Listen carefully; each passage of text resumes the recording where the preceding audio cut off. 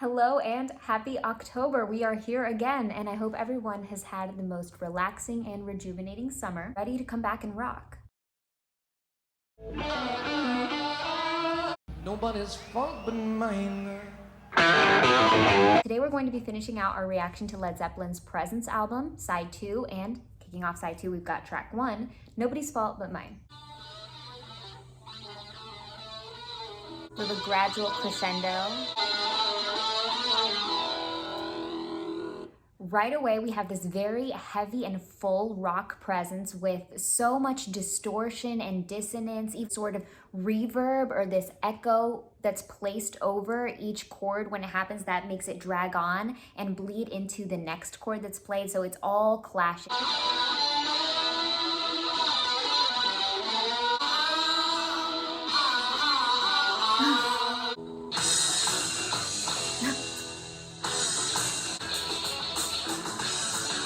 I love how the percussion pulled in this total tonal and vibe shift.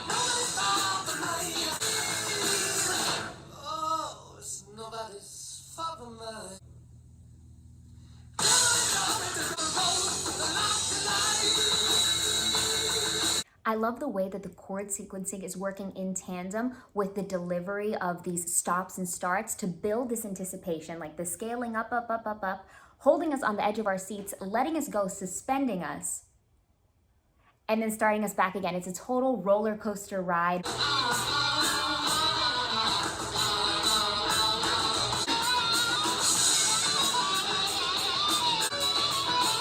Is that a harmonica?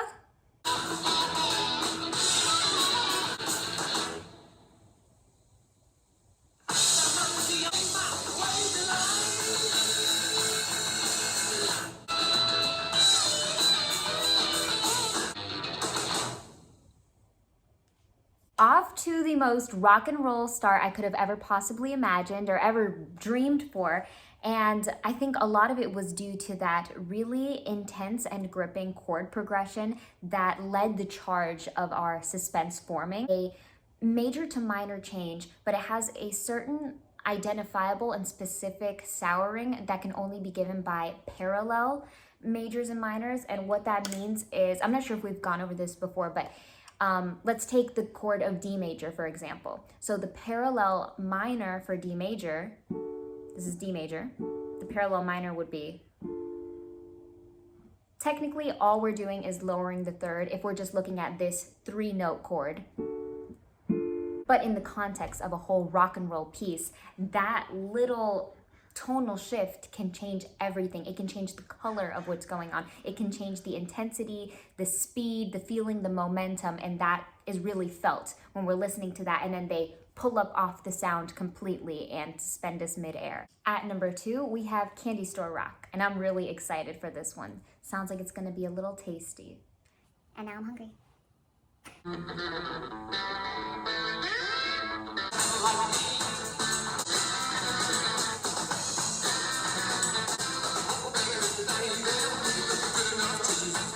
What's really interesting about this one is that it feels as though they're making a callback to this certain reverb / echoed filter effect that was placed on the intro of the last song and reappeared in little bursts. Here it feels like it's placed on the vocal, that same reverb effect. That's really cool, a cool callback.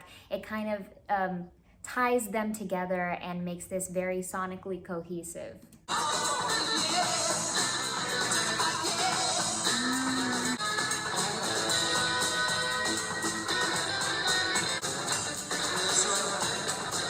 So many elements happening all at once, and there's a heavy emphasis on the percussion. It feels like we have varying percussive elements flying through the air. I feel like I'm getting a visual picture of a candy store and just things flying and making banging, clanging sounds.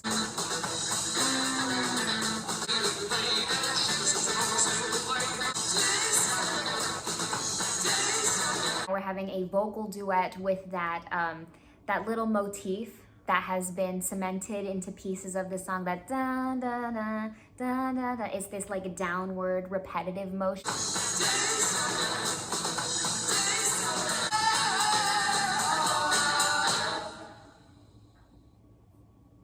I like that. That was like a semi-grand finale. I mean, it makes sense that it wouldn't be the whole Big Bang thing production, considering we still have 2 more songs to go, but I think that that wrapped up this song nicely, and I like the idea that he loves this girl and that she's sweeter than a candy store. At number 3, we have Hot On for Nowhere. This is gonna be fun.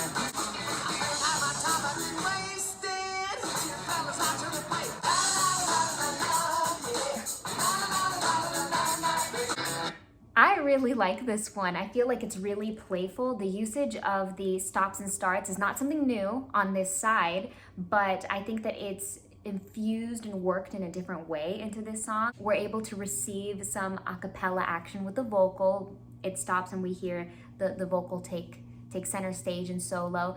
But I feel like this raw, rustic, acoustic nature is also coming through that hasn't quite been picked on yet in this side, and it's really nice and delightful. And then we had a more legato action when we had the la la las come in and disrupting that whole back and forth, stopping and starting.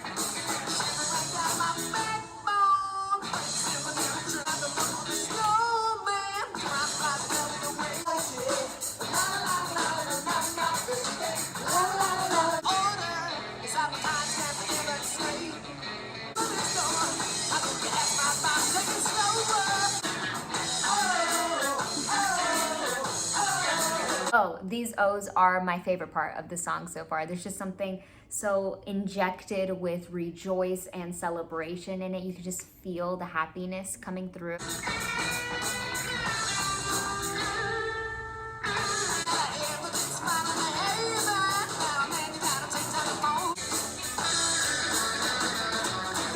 I love that back and forth switch off interruptions from the different guitars and the different instrumental lines just bleeding into one another, cutting each other off.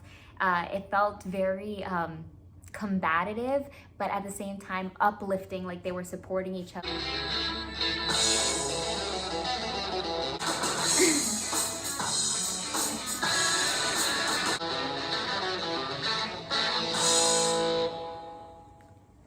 Well, I was successfully duped. I fell right into their trap of the false ending, and it made me unprepared for the actual endings. I thought they were gonna do a double fake out, but maybe that in of itself is the double fake out. Now you're really not sure what to anticipate. Hoy, nuestro número 4 es súper especial y se llama T for One, o T para uno. I feel like they're leaning in a more heavy and dark phase of rock and roll that hasn't really been explored too much in this side yet.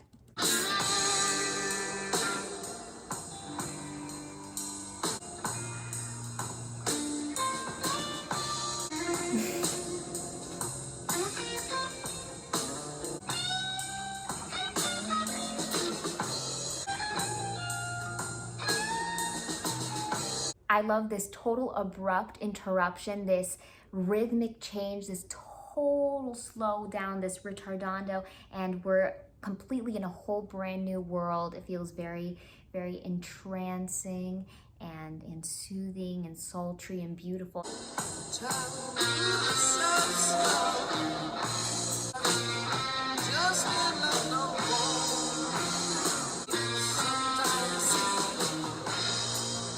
So menacing and just such an intriguing choice to end this album on a minor note, or rather a minor chord, just this whole minor infused song when it's previously been so majorly driven. It's a really nice drop off. I live for the little details and moments that Led Zeppelin handles with so much virtuoso-ness. That little flurry of a percussive element, the drum is just worked in so beautifully there.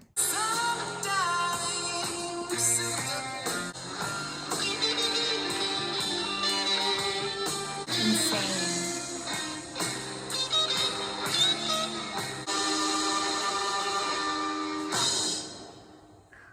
So beautiful. I really have to commend them for the choice of the bookends for this side. The way that we started was the perfect start, and the way that we ended, there's no better way to end than this. And the way those two tied together, because the two songs in the middle were solely major driven. And you could say that about the first song that we listened to today, but there was this motif and hook that was driven by major to minor, which is a small scaled foreshadowing of the big switch up from major to minor that we would feel here. Thank you so much for helping me close out this journey through Presence. I'm not even sure how many more Led Zeppelin albums we have left. I'm getting a little nervous, honestly. I don't want them to ever end, but I'm also equally as excited to get to the next because they find a way to keep topping themselves. But just the thought that maybe my next new favorite Led Zeppelin album or even Led Zeppelin song is out there waiting for us to listen to is a really great feeling that keeps me going. But I really couldn't do this without you guys. Thank you so much for your help and guidance through this. Speaking of help and guidance, we have some splendidly beautiful Super Thanks heroes to praise. So thank you so very much to Beatles for Sale, Marissa Martinez, Rusty Lee, Kevin Corkill, Swedish Chef, and Ed Myers. I love you guys with every ounce of my heart and every fiber of my being, and here's a little thank you to you. Beatles for Sale, Rusty, Kevin, Jeff, and Ed. We've got a crazy month ahead, and I'm so excited to be dancing along with you. Dance to every tune. Got a lot of things coming for you this month. I'm really excited, so stay tuned very soon for the next video. Until then, take it easy.